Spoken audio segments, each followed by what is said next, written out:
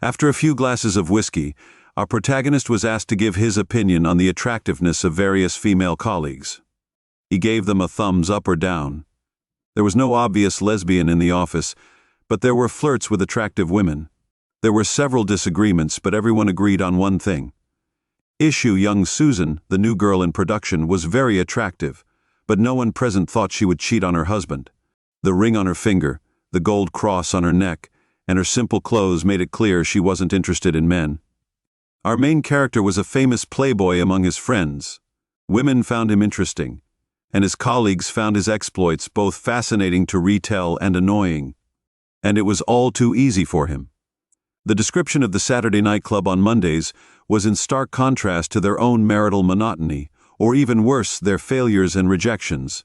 They eagerly crowded around his computer to look at the Facebook page of his latest conquest, asking about the size of her breasts. They also felt the bitterness of their envy. The challenge came from Darren, who was both the most married and the most resentful. "I bet you can't sleep with Susan. What are we betting on?" Our main character answered, "What do you want? An evening alone with your wife." It should be noted that our protagonist wasn't particularly attracted to Darren's wife. However, he suspected that Darren had certain illusions about how married life was. He would enjoy cheating on his colleague. We also note that Darren was angry at himself. Darren was proud of his calculating mind. He didn't think there was much chance that Susan, the Christian in the office, would get involved in an affair. Even if she did, he was sure that his wife, who wasn't that interested in sex, wouldn't let herself be seduced. Darren thought the two probabilities added up to a sure bet. They agreed that letters and photographs would be evidence.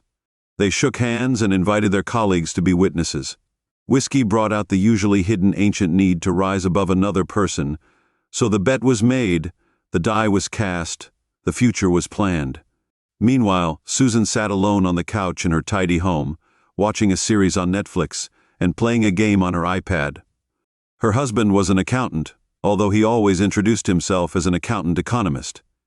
He was working on a spreadsheet in a tiny office at the back of the house. He kept this office in order, with every paperclip, pen, and file in its place. The only sign of disarray was the locked bottom drawer. In the drawer, he kept his grandfather's World War II rifle and 2 pistols, along with a few mementos from a life he'd only lived half. Susan's husband is a curious creature, but like most men of his type, he was devoid of curiosity. Our protagonist, on the other hand, was a man of he was curious and knew that every wife has a hidden side. Women are the most unpredictable creatures. Susan wanted to know if she'd always be alone. Marriage showed her that she wouldn't. She found someone who could love her. And he didn't reject her. She was right. The accountant was as dedicated to his obligations as he was to balancing the books. But as many wives have discovered, once the issue is resolved, there's room for a new one to emerge. Our protagonist had to find the woman hidden under the guise of his wife and become the answer to her new question. The following Monday morning, Susan sat at her desk in a noisy production hall, immersed in her computer screen, typing quickly and editing awkward texts from her CO workers. Our protagonist noticed that the workers didn't seem to notice his presence in the room. He barely got a glance from them. He was smart enough to know that his usual opening move, sitting on the edge of the table and chatting away, wouldn't work with Susan. He knew that in her eyes he was a man without substance, a flirt, or someone looking for a chance to get laid or unity. His reputation was an advantage, but now it was a handicap. He needed a new strategy. The next day, he sent Susan a letter asking for a favor. He used a business he wrote in a similar tone, but said that the matter involved something that required confidentiality. Susan's answer was brief and also businesslike, but it showed that she was curious. They met in the corridor near the elevators. Our protagonist explained that he was writing a proposal for a charity project and needed help editing it. He said that his charity work is a private matter that his colleagues don't know about and that he wants to keep it that way. Of course, Susan said, "Glad that." His request was pretty innocent given his reputation as a ladies' man. "I've heard great things about your work and thought you'd be able to keep my secret." Susan put the manila folder under her arm and went back to her desk that evening. She laid out sheets of paper on the kitchen table and started editing the pages our protagonist had accidentally downloaded earlier that day. She checked that they were poorly written, but not too badly written. Her mind wandered from the task at hand, trying to reconcile a man with a reputation as a ladies' man and a man who proposed charitable projects to help needy children in the most remote corners of Africa. She concluded that office rumors are toxic and that people are too quick to judge.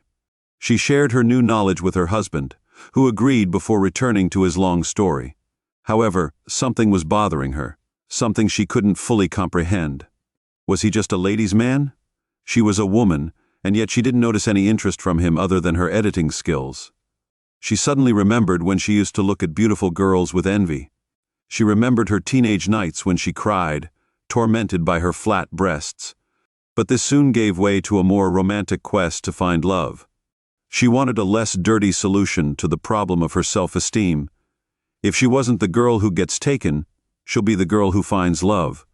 So love became the answer to her question. Would she be lonely? Now that this fear of loneliness had been resolved, her teenage fear, the fear of being unwanted, arose again. Perhaps after all, she thought, I was unattractive, not rated in the least league of available girls. Whereas before her scruffy, bespectacled, flat-chested self was invisible to the boys, now her demure, bespectacled married, she was invisible even to the office ladies' man. All she wanted was for him to notice her and see her as a woman. She told herself that as she adjusted her sweater tighter than usual over her knee-high skirt. She was actually a good person. She waited anxiously all day for a response to her letter. She told him that the editing work was complete and that she was ready to discuss the changes with him. She gave him 10 minutes before the end of the working day. He replied, and 15 minutes later she was already looking on her phone for the bar he suggested for a meeting. It was a dark, masculine place with wood panel walls and rich red upholstery. It took her a moment to adjust to the light before she saw him, relaxed and already with a drink in his hand. He looked her over from head to toe, noticing her new, more revealing clothes. He smiled with approval as she sat down and nodded to the bartender. A few minutes later, she was served a cocktail and said, I thought we were going to work. He replied, We are working, with a boyish smile. She felt deceived and used by the office ladies. That's not why I came here, she said. I'm married. I'm happily married. He nodded towards her left hand. Actually, I came here for a charity benefit. I thought I'd thank you by buying you a drink. Nothing more. This is the place, she said. It feels like a meeting. He laughed. Well, you're right, it's a kind of meeting. I used to bring my dates here because it's private. I need to be careful with this too, he said, pointing to the stack of papers Susan had taken from her bag and put on the leather table. I need to save my reputation. He laughed again, showing his boyish smile. Susan felt both relieved and angry at his conversation. He hadn't manipulated her into an unwanted encounter, but he still thought of her as a wife and not as a woman. Her new question now became urgent. Am I desirable? What if the office lady's man, even in such a place with cocktails in his hands, does not see a woman in her? Does not see her attractiveness? Our main character noticed the blush on her cheeks and neck. He leaned closer and spoke quietly enough that Susan had to put down her drink and lean in. He said, I know what people in the office are saying about me. To be honest, I haven't always been a good boy. But I'm trying to change. I understand the need to change. I can't live jumping from one woman to another. I got involved in charity work so I could start thinking about other people and not just myself. These changes are not easy. Old habits are difficult to overcome even when you come in. Lowering her voice to a whisper, she asked, Do you know what I asked? No, he replied, smiling. It was just a habit, sizing you up. I didn't notice, he said, blushing. Our protagonist smiled. He leaned back and said with a deep sigh, Let's get started tonight. She lied to her husband. It seemed like an innocent lie. He wasn't interested in her story about helping the office lady's man the first time, so she figured, why bother him the second time? To her surprise, her husband actually asked about it a few days later. But then the lie had already been told, and a new lie had to be told to protect the. Firstly, it's fair to say that all wives lie. However, there is a scale of lies, and Susan knew that her lies were at the higher end of marital deception. She also found that even a lie that made her heart beat faster in that moment became comfortable after a few days, and required very little further attention. Days passed, and despite her checks of her mail, his name refused to appear. She became distracted, nervous, and was she really that unattractive and uninteresting? All she wanted was for him to make a move and show some desire for her. Anything would do, even something rough and intimate. She told herself that if he did, she would know, and then she could calm down and resume her married life. She was angry with him, rehearsing his refusal and anticipating the disappointment in his eyes. Meanwhile, our protagonist, he was trying to work out how long he had to wait before he made the next move. Usually he relied on his instincts because the women he usually slept with were as familiar to him as prey to a predator. They always knew what he was going to do next. With Susan, though, he felt much less confident. He noticed the blush on her cheeks and neck as he complimented her appearance, which gave him a bit of confidence. The cross on her neck nestled comfortably in the jugular notch. This was her way of keeping him at arm's length. His gut feeling was to wait a little longer. Susan flopped onto the bed. It was Sunday, and the only sound was the golf TV channel downstairs. A few years ago, she'd given up trying to enjoy her husband's sports hobbies. He didn't seem to care, even in the dim light of an early spring day. Her thoughts returned to her dilemma. Over a week had passed since the fateful meeting. On Fridays, she sent a message asking about a charity project. She knew how he would take it, even though it seemed innocent. She wanted to be desired, not to humiliate herself by seeking attention. She would be as useless as the other women he used. She whispered to herself, "I'm not going to sacrifice my dignity." Her thoughts wandered, but always returned to him. She thought about the women he slept with, women without dignity who could not. She tried to resist his charm and feigned boyish nature. She assumed that sex with these women was erotic and played with these images in her mind, imagining him using these women like a stallion in a dirty movie, going from one to the other endlessly, horny, thrusting, grabbing, spanking, biting, again and again. That's what they were. When she heard her husband making noise in the kitchen, she quickly buttoned up her jeans and tried to calm her breathing. She gradually calmed down, but a bright red blush remained on her chest and neck. Her husband called her from the stairs, asking if she wanted coffee. She was irritated by this question, this intrusion, this assumption of a quiet home life. She irritably answered in the negative. Our main character is tired of the question. He hated to see Darren smirk as he passed him in the hallway. The worst were self. He should have written the letter sooner. He should have made the move at the bar, but he kept coming back to the same argument. She was like a young doughy doe, curious but ready to sneak away at any moment. Patience on the trigger, slow breathing, and a steady hand were the only options to take his mind off her. He went to a club on the outskirts of the city. It was located in an abandoned factory. Its bustle and work, long ago, transferred to a country with better weather and cheaper labor. He felt his age as he entered the huge hall, stripped. The place had the ambience of a slaughterhouse, with its bare beams, brick walls, and useless pipes. There were usually plenty of women around, and often desperate ones. He didn't want to strain himself too much, and he wasn't in the mood for this. He took a seat at the bar, where he could observe the dance floor and the makeshift booths around it. He sought out groups of women, groups of 3 and 5, often offering the best prospects. These included birthday parties, engagement parties, and meetings of old friends. There was always one left behind, either not dancing or not crying, and he felt the comforting presence of a friend, someone lonely and envious of the success and company of others. His attention was suddenly drawn to a clumsy girl, unsure of herself, who was trying unsuccessfully to get the attention of the busy bartender. Our main character smiled and beckoned to her, offering her a seat at the bar. She silently thanked him and placed herself between him and the bar, so close that he could smell her scent. He looked at her bare shoulder, noticing the faint brown freckles on her pale skin. She seemed the bartender ignored her, serving only the loudest and tallest. He moved in close to her ear and said, "Let me buy you a drink." She smiled, and he leaned over her, touching her, to get the bartender's attention. Soon she had a plastic glass with vodka, Red Bull, and ice in her hands. He led her through the crowd to a quieter area near the restrooms. He quickly established her position. Her friends were busy and she was alone. She was studying for an associate's degree and working part-time. Autumn was her name.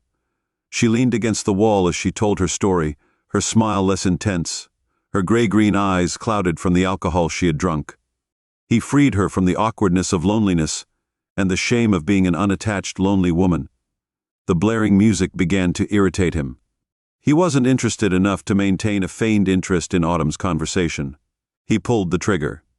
It was too early. He knew too much. He placed a hand on her thigh as he leaned in to hear her story. He'd taken the initiative, and it had paid off. She was easy to read now. She wanted to tell her friends about her experience, and she needed to get involved and be adventurous for once. He pushed her into the men's restroom stall and locked the door. He saw that she was very drunk. Her eyes were cloudy, and her mouth was dry. She was relaxed. She sat on the closed toilet lid while he unbuttoned his pants. There were sounds of men urinating and talking all around as the door opened and closed, releasing pounding music into the echoing toilet. At his eye level was an advertisement for the theme night, showing two girls' arms linked, smiling, entering a brightly lit foyer. He thought the brunette was his type. There was a hint of intelligence in her eyes, perhaps a knowing smile on her lips. He introduced Susan. He buttoned his pants and waited for her to clean up before leaving the stall. He walked her back to the dance floor and her friends as a gift. He waited with her for a few minutes so that her achievement would be confirmed by his presence. Then he left in the dim light of the marital bedroom. Susan reached for her phone.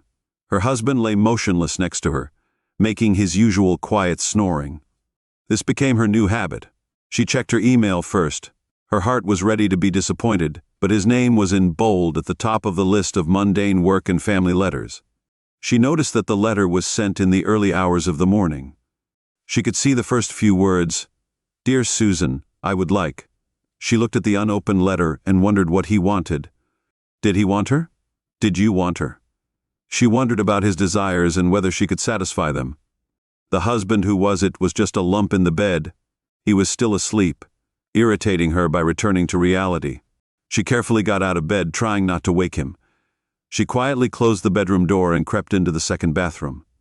She sat on the edge of the bathtub, her finger hovering over the protagonist's bold name. He lay cursing the noisy disturbance that had jerked him out of his restless sleep. Crow calls were coming from the treetops, level with his windows in an apartment. The building on the other side of town from Susan had him thinking it was Susan in the toilet stall at first. His mind kept going back to her and his conquest from the night before. But the persistent ringing of the doorbell helped him finally wake up and untie his mixed thoughts. He'd already forgotten the name of the girl from the toilet, but he remembered his letter to Susan, and feeling nervous, he fumbled for the phone in the dim light. It showed him a letter from Darren. He opened it, expecting its contents, but he didn't expect to have such a negative reaction. Darren told him that the bet was over and that he had lost. He said that he was a pathetic loser and that no one would believe his Valentino talk anymore. Our protagonist could almost see Darren's face as he wrote those pitiful words.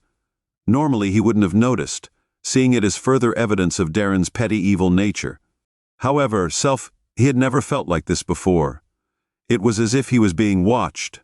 He was in the kitchen preparing coffee when he suddenly realized that he was too old to be in the club. He didn't fit in with the crowd of young people swirling around him. He returned to the small bedroom, opened the curtains and looked out at the gray Sunday morning. He was determined to get his bike out of storage and start riding again. He was also planning to return to the gym. He wasn't too old, he'd just neglected himself. He'd been spending too much time at work and with people like Darren. His phone vibrated, and he saw that Susan had answered. She'd been wondering what he wanted. He'd written to thank her for her work on a charity project. He'd even added a winky emoji. There was nothing indecent about it. In the letter, there was only the wink. At first, she rejected its implications. She reasoned that it would just be a courtesy to thank her, nothing more. He probably put off writing the letter to avoid the hassle of thanking her, but he didn't need to ask her out for a drink. If it were true, a simple thank you would have sufficed. Maybe he felt bad for taking so long to respond and thought he should at least offer a drink. But then there was a wink. She was sure the wink meant something. She wrote several replies, deleting each one in turn. Finally, she wrote, "You went to bed late last night." Later on, the chat opened up again and he replied, "I went dancing with friends." He was lying, though. "Oh, that's great. I haven't danced for a long time," she replied. Every girl deserves to dance, she added, smiling at his description of her as a girl. It's a shame that this isn't so. I would take you dancing, he replied. Actually, I was thinking about you last night. Is it true? Your cute face popped into my thoughts. Oh, now you're kidding me? No, seriously, I thought I would really like you to be there. You know, I can't. She wrote. There was a long pause. She sat on the edge of the bathtub in the silence of the house, staring at the screen with doubt. She wondered why he would be interested in someone who couldn't even go dancing. She imagined him in an elegant cabaret dance club, laughing at a table surrounded by beautiful people. She felt the familiar feeling of worthlessness. The screen lit up again. What are you wearing? She read. Just a t-shirt. I just got up, she replied. I'm sure you look damn sexy, laugh out loud. Seriously, don't be funny. My hair's a mess and I don't have makeup. Well, I wasn't thinking about your hair. She paused again, unsure of what to say next. She listened to the silence of the house, her husband just a few meters away. Across the hallway, it was just a game, and no one was harmed. What were you thinking? Do you really want me to say yes, even if it's dirty? She saw what he was writing and felt her heart pounding. Her hand reached for the gold crucifix on a chain. It read, You are completely fit for sex, and that is a new thing. She'd never been spoken to like that before. She was shocked, but at the same time felt a pleasant warmth spreading across her skin. She whispered the word sexable to herself. The next message from our protagonist lit up on her screen. This was before I got involved in charity work, of course. She smiled. I don't judge, she wrote. She wrote. I love that you are such a good person, and at the same time someone who appreciates women sexually. She hit send and immediately felt awkward about how her message sounded. There was a long pause. Send me a photo. Why? Because I'm thinking about you, about how hot you are, how attractive you are in your t-shirt. I'll delete it right away, I promise. The first photo she sent showed Susan's reflection in the bathroom mirror, smiling, her hair tousled, one hand pulling her t-shirt up. Her shirt was up to cover her panties. Oh my God, you're so sexy. Another photo has arrived. I don't have to look at it. The next photo showed her standing with her back to the mirror, curled up, smiling coquettishly, bent over, exposing her ass, tightly clad in blue cotton panties, and the length of her snow-white firm thighs. They exchanged a few messages before Susan agreed to take off her panties and t-shirt. She took off her shirt and sat on the edge of the bathtub. There was a sudden noise from the bedroom, which interrupted their chat. Susan quickly put her clothes back on when she heard her husband calling her name and asking where she was. She replied that she was in the bathroom. She heard him stop at the door and ask why she was in the guest bathroom. She was filled with rage. She said, I'm in the damn bathroom. What do you think people do in the bathroom? Why are you asking such stupid questions? He muttered, as he slowly walked down the stairs a few minutes later. Later, she heard the familiar sounds of breakfast being prepared. She didn't want her husband's kindness, but reluctantly she pulled on some sweatpants and joined him in the kitchen. She ignored his attempts to start a conversation, and they ate in silence while Susan was eating breakfast. Our protagonist downloaded photographs onto his computer and attached them to a letter addressed to Darren. This should have made him stop talking and think twice about speaking ill of our protagonist, especially in front of others. Despite being unable to seduce for the first time in several days, he felt good. He still had that same gift in the club and in the office. He allowed himself the luxury of reminding Darren of the terms of the bet. Now that he was sure the prize was close, he told Darren how much he was looking forward to taking advantage of his wife. Susan was annoyed and frustrated when her husband rattled a dish in the kitchen while cleaning up after breakfast. She announced that she was going to yoga and quickly left the room. 10 minutes later, she was dressed in her yoga suit with a mat and a bottle of water in the back seat. She was driving aimlessly around her neighborhood. Once she parked, she took a deep breath and typed a plaintive hello on her phone. She took a deep breath and typed a quick hello on her phone. Before long, she was nervously driving through the city center streets, checking her route on Google Maps. The large brown brick houses looked ominous and alien to her suburban eyes. The autumn wind blew leaves and sometimes debris along the pavement. Susan felt out of place, her anger at her husband mounting. As she sat in her parked and now silent car, the cold seeping into her bones, Her disappointment in herself gradually dissipated. Why shouldn't she visit a colleague? Why does she have to explain her actions? Why must her whereabouts always be known? Why is her husband making her a prisoner? She wanted to do something for herself, just once. The dusty concrete steps of a brick house and a building with a hint of abandonment. Susan found the bell with our protagonist's name on it. She paused for a moment before pressing the button. The sound of the bell startled our protagonist, who was standing on a chair setting up the computer to shoot a video in the bedroom. The angle wasn't ideal, but placing the computer high on a shelf did the best job. He needed to hide it unless Susan started exploring the room. He stuck a small piece of tape over the indicator light. Even if she noticed the computer, it would be easy to explain. That's not to say our protagonist didn't have some hesitation when setting his trap for Susan. In fact, he was thinking about not recording it at all and letting Darren win. He knew the recording setup was wrong, but he also told himself that Susan wouldn't be harmed since she'd never know. And anyway, Susan made her own choices. He didn't force her to do anything. This internal moral debate was abruptly interrupted by the certainty that Darren would never leave him alone unless he succeeded with Susan. The cost of failure would be great. On the other hand, there was something about Susan that fascinated him. She was just like the others, of course, but not the type he was used to. There was something about her that attracted him. Perhaps it was her sincerity, her integrity, which could instantly turn into a playful, conspiratorial laugh, or her tendency to blush. Her body, so recently exposed, betrayed a hidden, intriguing inner life. Now her body demonstrated need and promised pleasure. He felt a slight pang of shame at the mess in his apartment, but it was soon replaced by pleasure as he followed Susan down the apartment's narrow hallway. Her ass was perfectly molded by the fabric of her yoga pants as she moved toward the kitchen. He remembered her shy smile as she stood awkwardly at his door. And he connected the two moments, ass and smile, in a rush of anticipation of pleasure. Yes, it was wrong to put her in such a trap, but he played this difficult hand well and would enjoy his victory. Susan felt as if she had crossed a border into a foreign country. It was both disturbing and exciting. She was sitting on a wooden chair near the kitchen window overlooking the street. She noticed a sink full of dishes and a trash can overflowing with pizza boxes. She fought the urge to clean up the mess and put everything in order. They tried several times to start a conversation, but it died down each time and the silence grew longer. Susan she thought about going back to her car and continuing with her old life. She could easily do that, since nothing had happened yet. But then she thought about how something could happen, and that would be her secret. She decided to stick around for now. He offered her a drink, and she asked for a glass of water.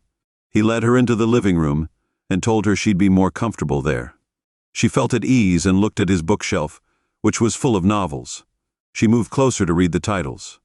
He liked how she suddenly got carried away and forgot about his presence for a moment. He also realized that she was the first person who showed interest in his books. Susan pulled out a book and asked what it was about. He quickly explained the contents of the novel, which was called Dangerous Liaison. She returned the book to its place and stood up on her toes to see the top shelf. She turned her back to him and asked, "Did you like the photos I sent this morning? I really liked them. Is it true?" "Yes, it's true. I also like watching your movements and hearing your voice. Do you like my yoga suit?